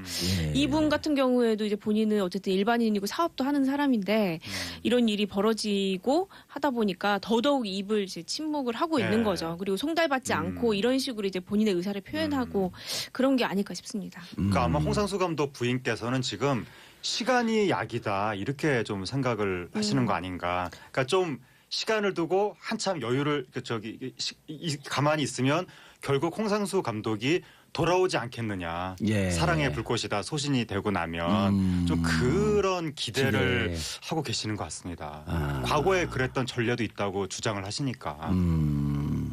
과거에 전례가 있대요. 그러니까 그 홍상수 감독 부인이 그렇게 주장을 하죠. 과거에도 홍상수 감독이 한번 이제 다른 여성하고 어떤 그런 어떤 불꽃이 타올랐던 예. 적이 있었는데 돌아왔었다. 알겠습니다. 그런 인터뷰를 했었습니다. 예, 자꾸 이제 이게 대중의 관심사이긴 하지만 이게 가정사 아니에요. 네, 그러니까 조심스럽습니다. 무척 조심스러워서 원래 저는 이런 조심스러운 거 계속 하고 싶거든요. 근데 우리 작가분들이 위험하다고 빨리 하라고. 네. 저는 조심스러운 걸 너무너무 하고 싶어요. 네. 예. 감옥도 다녀오셨죠. 감옥은 뭐 수시 갔다 왔죠 뭐. 자, 방중 송혜교 씨가 나타났어요. 네, 네. 그렇습니다. 네. 송혜교 씨가 중국에 간다고 그러니까 이 결혼 이후에 처음으로 공식적으로 모습을 드러냈는데 예. 중국에 가는 모습이 포착이 돼가지고 이게 문재인 대통령 방중 관련된 거 아니냐 그렇게 네티즌들이 생각을 했었는데 처음에 그게 또 아니다 뭐 잘 모르겠다 그런 식으로 하더니 결국 관련이 된 게 맞았습니다. 이번에 중국에서 국빈 만찬에 송혜교 씨, 엑소, 김연경 선수, 추자연 씨 부부 네. 이런 분들이 초청이 됐습니다. 김혜교. 송혜교 김혜교. 죄송한데 오늘 되게 정봉 지금 몸이 선생님이 죽일 거예요. 송혜교, 엑소. 김혜경 처음 들어보는데. 그랬어요? 추자연, 김연경. 네. 추자연 그분은 이제 요즘 SBS 모든 방송 때문에 떴고요. 네, 우효광 씨와 부부인데 예. 예, 같이 동반으로 초청을 받았다는 게 굉장히 의미가 있는 거죠. 예. 김연경 왜냐면- 씨가 중국에서도 인기가 좀 있나요? 김연경 선수는 지금 저기 세계 어디를 가나 배구 팬들한테는 거의 신급이니까 오. 김연경 선수 중국에 가서 무패 행진이잖아요. 그러니까 요번에 처음으로 졌는데 그 전까지는 무패 행진이었기 때문에 중국 배구팀한테. 네, 그 중국 팀에서 오. 그래 그 팀의 에이스고 지금 중국에서 이제 터키 있다 중국으로 왔어요? 네, 중국으로 오. 갔어요. 근데 거기에서 상하이인가 뭐 그런데 무패 행진을 이끌었거든요. 당연히 뭐 난리가 났죠. 야. 요번에 처음으로 한번 졌습니다. 송혜교 씨가 그렇게 인기가 좋아요? 중국에서? 아유, 그럼요. 네, 송혜교 씨 같은 경우는 가장 현지화가 잘 된 한류 스타다 이런 평가가 있는데요. 그 이유가 이제 송혜교 씨가 일단 중국인들이 굉장히 좋아하는 인형 같은 얼굴을 가졌고 또한 좀 그 한류 스타로 진출을 한 게 좀 일렀던 것 같아요. 다른 스타들보다. 그래서 예. 상대적으로 이 사드의 영향을 좀 덜 받았을 때 그때 가서 굉장히 대중적 인지도 굉장히 높고요. 너무 근데 질문할 게 있어요. 근데 네. 진짜로. 손창민 씨도 중국에 나가서 사업하죠. 연애 사업. 아, 그런가요? 그건 좀 몰랐어요. 모르시나? 네. 손창민 씨가 그 엔터테인 사업을 중국에서 일찍 했는데 어디서 한번 글을 봤어요. 2008년, 2009년서부터 네. 우리 중국에 진출한 기업들에게 중국에서 중국화, 네. 현지화할 수 있는 여러 가지 그 봉사활동이나 사회에 기여할 수 있는 사업을 해야 된다. 해야 돼요. 네. 그거를 이미 거의 10년 전서부터 그거를 해야 주장을 했다는 돼요. 거예요. 네. 왜냐하면 중국 사람들 가슴에 오늘도 이제 우리 정상회담 이야기 2, 3부, 1, 2, 3부에서 했는데 중국 사람들 가슴에 너네 돈만 벌고 맞아요. 가고 네. 우리한테 한 게 뭐지? 예. 이런 아주 좀 섭섭한 심정이 오랫동안 쌓여 있었다는 네, 거예요. 있어요. 그래서 네. 사드 나자마자 전 사드를 핑계로 한 이제까지 섭섭했던 감정을 표출한 거다. 뭐 어느 정도 일리 있는 말씀 같습니다. 예, 아니 그걸 또 칼럼을 썼어요. 네. 손창민 씨 맞을 것 같아요. 제가 기억에는. 근데 그래서 이제 제가 중국 전문가들한테 물어봤더니 송혜교 씨 같은 경우를 얘기를 하면서 현지가 잘한 연예인들은 이번에 사드 문제 있을 때도 큰 타격이 없었다. 그러면서 관시 얘기를 했죠. 관시. 그렇죠. 관시는 이렇다는 거예요. 중국에서는 집에서는 부모의 도움을 받고 사회에 나가서는 친구의 관시. 도움을 받는다. 예. 그냥 관시 관계라는 뜻 아니에요? 관계. 네. 관계. 근데 관계는 보온으로 생각하잖아요. 우리는 네. 누구한테 도움 받고 예. 그 도와주고 이런 걸로 생각하는데 이런 표현이 있다는 거예요. 군자는 군자의 복수는 10년이 지나도 늦지 않다. 아. 무서운 얘기잖아요. 예. 군자는 복수를 반드시 하는 거예요. 중국 섭섭하게 하면 안 되는 사람들의 거죠. 세계관이 가장 극명하게 드러나는 게 무협지인데 예. 무협지에서 제일 중요한 게 뭐냐면 은원이죠. 은혜와 원한. 그게 관시예요. 이것은 평생을 가도 절대로 잊지 않고 갚는 건데 왜냐하면 중국은 나라가 워낙 크니까 옛날부터 황제는 멀고 주먹은 가깝다라고 해서 중앙 권력, 공적인 질서 이게 중요한 게 아니라 내 주변의 사적인 관계, 사적인 질서 이게 중요한 거니까. 재밌는 얘기를 듣다 보니까 다 해소가 됐어요. 이제 마음 불편해요. 이제. 이제 불편하게 해소가 예, 되었으니까. 됐어요. 예. 근데, 이야기꾼이세요. 네. 황제는 멀고 주먹은 가깝다. 그러니까요. 그거 우리나라 와서 그 법은 멀고 주먹은 가깝다. 예, 이런 그러니까 얘기 그럼 아니에요. 현지화 됐을 네, 텐데요. 네. 현지화가 됐는데. 그리고 이제 송혜교 씨 같은 경우에는 중국에서 중국 분들이 보기에 뭐 우리가 보기에도 그렇지만 그야말로 전형적인 미인으로 중국 분들한테는 네, 느껴지나 맞아요. 봐요. 네, 제일 예쁜 사람 네, 하면은 그래서 송혜교 커피 씨가 테이블 중국에서 화장품 광고도 하고 그리고 또 중국에서 우리나라보다 공이 하나 더 붙는다면서요? 그럼요. 아유. 네, 그리고 공이 하나 더 붙는 차원이 아니라 더 많이. 근데 어쨌든 근데 인터뷰하면 그거 아세요? 한류 뭐요? 스타들이 이런 얘기죠. 우리는 흥미로우니까 근데 진짜 출연료 그렇게 많이 받아요? 진짜 그렇게 가면 특별 대우 받나요? 이렇게 네. 우리는 호기심에 묻는 건데 네. 그분들이 이런 인터뷰를 하면 그게 굉장히 아까 말씀하신 대로 이런 식으로 회자가 되면서 중국 사람들은 걔 돈 때문에 온 거 아니야? 이렇게 비춰줄 수가 있어서 그런 거 묻지 말래요? 꼭 인터뷰할 때 그 부분 빼주세요. 꼭 네. 이렇게 얘기를 해요. 부탁을 해요. 그리고 네. 특히나 이 돈이나 우리가 그 관심만 뭐 규모나 이런 거 관심 많잖아요. 근데 중국인들은 본인들을 그런 대상으로 보는 걸 굉장히 불쾌해하는 부분이 있어요. 그래서 네. 굉장히 그 감성적으로 다가오는 거 있잖아요. 뭐 예를 들면은 힘들 때 외면하지 않고 뭐 기부를 한다든지 봉사를 한다든지 뭐 따뜻하게 뭐 그런 웨이보나 이런 데 글을 올린다든지 이런 부분에 대해서 감동하면은 굉장히 이미지가 좋아지고 그런 부분이 그래서 있죠. 우리나라 어떤 연예인이 과거에 자기가 돈 떨어지면 중국행 비행기 탔다고 말 한마디 했다가 한번 큰일 나요. 난리가 네. 났었는데 이게 우리 누나도 미국에서 사업을 하는데 예. 중국하고 관계를 트는데 10년 걸렸대요. 아니 10년 동안 계속 일을 하는데 너무 꼼꼼하게 따져갖고 아주 머리가 아파 죽는 줄 알았대요. 네. 10년이 딱 지나니까 네. 그 전부터 물량을 10배를 밀어주는데 일체 타치를 안 한대요. 그냥 네 마음대로 해라. 진짜 관시가 중요한가 보네. 예. 네, 관계를 잘 맺어야 되는데 송혜교 씨 같은 경우에 중국에서 뭔가 좀 기부도 하고 안 좋은 일 있을 때 본인이 많이 참여도 하고 그리고 중국하고 상당히 일체감이 생긴 게 그 일본의 전범 기업 광고를 거절했잖아요.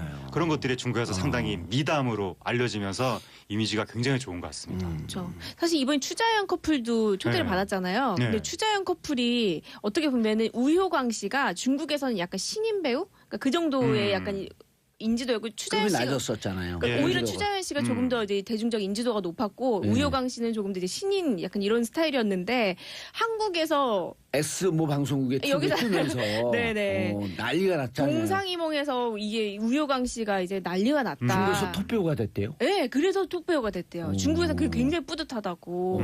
네, 그래서 이번에도 초청받아서 두 사람이 이제 대통령하고 같이 막 건배도 하고 악기도 배우고 이런 모습이 중국인 입장에서는 굉장히 흥미롭고 중국이 자신들의 아니에요. 그러니까 한류 중국- 스타가 아니고. 그렇죠. 중국 배우를 이렇게 그 대통령이 따뜻하게 맞아주는 모습에 호감을 느낄 수 있다는 거 그런 야, 게 그러니까 있었던 그 것 우리 같아요. 저기 그 C모일보, J모일보에다 얘기 좀 해주세요. 제가 이번에 얘기할까요? 절대 결례 아니. 물론 그 사소한 결례들 있을 수 있죠. 그러나 성공한 정상회담이거든요. 근데 C모일보, J모일보에서 마치 대통령을 염려해주는 척하면서 순방 중단하라. 그렇게 결례를 받을 거면 생각해주는 척하면서. 근데 중국에 있는 그런데 너무 이상하니까 중국에 있는 학자들하고 네. 어제 뭐 서너 시간 동안 했어요. 네. 너무 성공적이었다는 거 지금 그 얘기 그런 얘기도 하면서 우효광 씨는 우리나라 와갖고 금이 환영한 배우거든요. 네, 맞아요. 그러니까 이제 외교라는 것은 예. 우리의 이익을 위해서 하는 거지 상대방으로부터 대접받으려고 하는 게 아니거든요. 그러니까 우리가 국익을 위해서. 그렇죠. 대중관계를 이런 왜- 분을 국회의원을 시켜야 되는데. 대중관계를 왜 해야 지금 되느냐. 국회의원 될 되게 25살 멋있는데요? 넘었죠? 국회의원 될 라인 됐어요? 다 넘었습니다. 그럼 이제 다행입니다. 제가 곧 제 이제 복라인에 서요. 일단 서 있어야 돼. 일단, 복라인에 서 있어야 돼. 알겠습니다. 예. 오늘 주옥 같은 멘트 많이 하시는데요. 네. 그 느려서 천천히 얘기해야 돼. 주옥 같은 얘기. 빨리 얘기하면 큰일 그리고 나고. 또 하나는 지금 우리 네티즌들이 아주 감정적으로 예. 중국 분들이 한국을 무시하는 거 아니냐에 대해서 굉장히 촉각을 예민하죠. 곤두세우고 있는데 우리가 반성을 해야 될 게 뭐냐면 중국이 한동안 한국을 굉장히 후대했던 적도 있었거든요. 몇 년 전. 그럴 때 우리가 중국 무시했잖아요. 그 세계에서 가장 중국을 차별하고 무시한 나라가 한국 아니냐. 우리의 태도에 대해서도 좀 생각을 해봐야 될 것 같습니다. 이런 얘기를 정치하는 분들이 얘기해. 그 동안에 네. 중국에서 잘 벌고 그러면서 무식하고 문화적으로 그 천박하고 그러면서 맨날 비판하는 얘기만 했잖아요. 네. 우리 친구라고 생각하면 하려고 했던 사람도 거의 없다고. 네. 우리 누나가 저더러 중국 가서 사업하라 그러더라고. 정치하지 말고. 왜냐면 중국 애들이 싫어할 것 같다고. 왜요? 중국 사람들이 왜요? 싫어할 것 같대요. 그런데 너는 싫어하는 사람들이 많을수록 힘이 나지 않냐. 척박할수록 오히려 예, 척박해진 더 이제 좀. 승부욕이 더 있으시고 그러세요? 아니 그냥 저절로 행복해져요. 척박하면. 누가 막 물물 신나 이제. 쌈 걸면. 그 중국 분들이 네. 듣기 싫어하는 전형적인 단어 있거든요. 예. 짱 X, 짱 XX 예. 두 개 있거든요. 예. 짱으로 시작하는 거. 그거 굉장히 안 좋은 차별적인 표현인데 예. 우리가 그런 말 일상적으로 그냥 막 합니다. 근데 쌍중단 양괴 병행 양괴 예. 짱. 어쨌든 뭐 그렇게 되는 건데 네. 어쨌든 그런 표현이 옛날에 중국 분들이 잘 몰랐다가도 요즘에는 우리나라 인터넷 표현이 다 번역이 돼서 중국어로 그럴 알려지기 뿐만 때문에 아니라 쟤네 중국 사람으로 탁 돌아봐요. 중국도 알아들어요. 네, 중국어거든. 중국어. 중국어니까. 네. 그래서 여기 어디 우리 이제 명동이나 가다가 중국 애들 많이 왔네 그러면 그 일행이 한번 제가 그렇게 얘기해도 중국 애들 다시 들어왔네 했더니 한 30명이 동시에 쳐다봐요. 자기들 비하하는 발언 하나 해가지고. 그래서 제가 딱 쳐다보길래 워샹리에 보고 싶었다. 싫어합니까? 싫어해요. 오. 명동에서 깜짝 놀랐어요. 그래서 절대 그렇게 하지 말라고. 왜냐하면 인종 비하처럼 들리는 거예요. 이게. 그런데 네. 자 이렇게 이제 한류 스타들 참여해서 중국 국민들이 네. 우효강 중국말로 뭐라 그래요? 위샤오강이라고. 위샤오강. 위샤오강. 네. 위샤오강. 예, 그렇게 이번에 문재인 대통령이 그렇게 말을 하는 게 뉴스에 나오더군요. 위샤오강. 예, 그걸 또 흘려 듣는 강 기자가 있냐면 그것을 제대로 듣는 또 우리 하 기자가 왜냐하면 아니라. 옛날부터 이사했거든요. 왜 채림 씨 남편은 자오쯔치인데 네. 추재현 씨 남편은 우효광인가? 네, 왜 누구는 한문을- 중국식이고 누구는 우리식인가? 계속 옛날부터 이상해가지고 예. 이번에 위샤오강이라고 뉴스에 나오는 순간 예. 귀에 딱 꽂히더라고요. 그게. 원색이라 우린 배웠잖아요. 근데 요즘 위안스카이. 요즘에 또 위안스카이, 마오쩌둥. 예, 손문을 기점으로 해서 그 이전은 옛날에 우리 부르던 식으로 부르고 네. 네. 손문 이후의 인물들은 중국 표현으로. 예. 근데 또 예. 성룡은 성룡이고 주윤발은 청룡이 주윤발이고. 우리가 모르니까요. 하여튼 막 뒤섞여 있습니다. 예. 자, 강 기자님. 그런데 네. 이런 훈훈한 분위기에 네. 찬물을 끼얹는 사건이 발생됐어요. 네, 중국 네. 코트라가 고용한 사설 경호원들인데 네, 그렇죠. 이 사설 경호원들 일단 들어가는 순간 많은 전문가들이 중국 공안의 통제와 지휘를 받는다. 네. 그럼 중국 공안이 사실은 방치했다 이런 얘기거든요. 그런 논란이 지금 있죠. 사실 지금 아직 조사가 정확히 진행되지 않아가지고 사실관계는 조금 더 파악을 해봐야 될 것 같은데요. 이제 어제 있었던 일인데 그 이제 문 대통령이 이제 들어가서 행사를 하고 있었고 이제 거기에 대해서 이제 청와대에서 같이 간 이제 청와대 출입 기자들이 중국에서 취재를 하려고 하고 있었는데 경호원들이 이제 제지를 했고 그 과정에서 조금 이제 좀 이렇게 좀 언성이 높아진 가운데 H모 기자가 일단 먼저 뒤로 넘어졌고 그 넘어뜨린 거에 대해서 항의하는 과정에서 이제 2차적인 폭행이 있었다 해서 어제 동영상이 한창 온라인상에서 뜨겁게 이슈가 됐었죠. 네. 그런데 네. 사실 이제 중국 경호원들 입장에서는 좀 네. 의아하긴 했을 거예요. 왜냐하면 막으면 중국 기자들 막으면 안 간다는 거예요. 언론의 자유가 이렇게 발달된 나라가 그러니까요. 아니기 때문에 네. 막으면 공안이 막으면 알았다 그러고. 근데 우리 기자들은 뚫고 가잖아요. 사실 이게 비표를 보여주고 내가 이렇게 한국에서 온 같이 온 대통령 함께 온 기자다라고 얘기를 하면 우리나라 같은 경우는 아마 통용이 됐을 것 같아요. 큰 무리가 없었을 우리나라는 거예요. 네. 언론의 자유가 보장된 나라이기 때문에 기자들에게 손을 댄다든지 집회 현장에서도 아유, 기자 막는 그럼요. 것 때문에 뭐 사람들이 다 달겨들었고 경찰한테 뭐라 그러잖아요. 그렇죠. 근데 사실 이게 어떻게 보면은 이 중국이란 나라에서 기자를 어떻게 대하느냐를 좀 볼 수 있는 부분이기도 하고 네. 우리나라 입장에서는 아니 그런 말 있잖아요. 욕을 해도 내 가족은 내가 욕을 하지 밖에 나가서 맞고 오면 엄청 화나잖아요. 예. 그런 것처럼 국민 정서도 지금 딱 그런 것 같습니다. 우리나라는 옛날에 유신 철권 통치 때도 기자분들은 통금 이런 거 영향 안 받고 그냥 쫙 하고 통과하고 아, 그랬던 그랬나요? 전례가 있어서 기자들은 안 받았군요. 그렇죠. 그럼요. 특히 방송 기자들은 기자들은 그때 그거 받은 게 있어요. 네. 봉투요. 같은 뭐 봉투도 많이 받고 아니 근데- 누구 부고 있어 부고 봉투. 네. 요번에 그 기자 폭행 사건 관련해서 확실하게 알 수 있는 것은 중국은 분명하게 권위주의 국가다. 언론 자유가 없는 네, 나라다. 그리고 그러니까요. 네. 기자들도 많이 때렸답니다. 이제 다른 기자들도 그 전부터 이 경호 공안 이쪽 계열에서 그래서 이번 사건이 일반적인 그런 권위주의 배경화에서 다른 나라 기자 맞듯이 똑같이 맞은 것인지 아니면 특별히 한국을 골라서 무슨 뭐 악감정이 있었던 것인지 사실관계를 모르기 때문에 지금 벌써 우리가 너무 과도하게 예단을 하면 안 아니 될 근데 것 일단 같습니다. 기분 나쁘죠. 뭐 다른 사람도 맞았는데 우리도 맞았다 그래도 기분 나쁘고 우리만 특별히 맞았다 그래도 기분 네. 나쁘고. 기분은 매우 나쁜데 예. 이게 좀 이 감정적으로 대응을 할 사안은 아닌 것 같고. 아니 그러니까 어떤 분이 네티즌 댓글을 봤더니 네. 화내지 말고 네. 그 경호원들 불러다가 각 한 명씩 우리 10명 달라붙하고 때려주고 보내자. 그럴 정도로 국민들 감정이 지금 안 좋아요. 그러니까 중국이 옛날부터 좀 우악스럽긴 합니다. 제가 중국 역사 책도 한번 쓴 적이 있었는데 예. 중국 역사를 좀 훑으면서 느낀 것은 중국은 권력이 굉장히 무서운 나라다. 우리나라보다 훨씬 무섭다. 중국이. 그런데 중국 사람들이 제일 무서워하는 중국 공산당 장정할 때도요. 네. 한국 독립군들 제일 무서워했잖아요. 가장 용맹한 숫자는 적은데. 우리나라가 싸울 때는 또 진짜 무섭게 싸웁니다. 이번에 그 범죄도시 봐요. 조선족 조폭 살벌해. 왜 도끼를 갖고 싸워. 근데 중국은 권력이 엄청 무섭습니다. 권력이. 권력이 민을 대하는 태도가 상당히 고압적이고 이번에 그게, 단적으로 느꼈어요. 수천 년 동안 쌓여온 것이기 때문에 그 부분은 우리도 좀 어떤 인지는 해야 될 것 같습니다. 권력이 무섭다. 예. 우린 또 우린 제일 무서운 게 촛불 아니에요. 그렇죠. 우리는 사실 그렇죠. 예. 중국 우리나라 무서운 게 2002년도에 네. 연인은 한 7, 800만이 나왔다 다시 집으로 갔잖아요. 네. 제 국회의원 때 가니까 그쪽 사람들이 관료들이 어떻게 그렇게 많은 사람들이 나왔다 조용히 집으로 돌아가요. 많이 나오면 무서워해요. 많이 너무 무서워하죠. 그리고 제가 중국어 배우는데 중국 사람들은 예. 이런 얘기하는 것조차를 되게 두려워해요. 맞아요. 자, 두 분 인사하시고요. 네, 감사합니다. 네, 자 오늘은 공개방송하는 날입니다. 공개방송 당첨되신 분들은 잠시 후 2시에 1층 로비 락 스튜디오에서 만나요. SBS 라디오 페이스북 라이브로도 생중계됩니다. 자, 평화를 사랑하는 대한민국 국민 여러분 감사합니다. 땡큐 피스 코리아. 저는 내일 11시에 다시 찾아뵙겠습니다.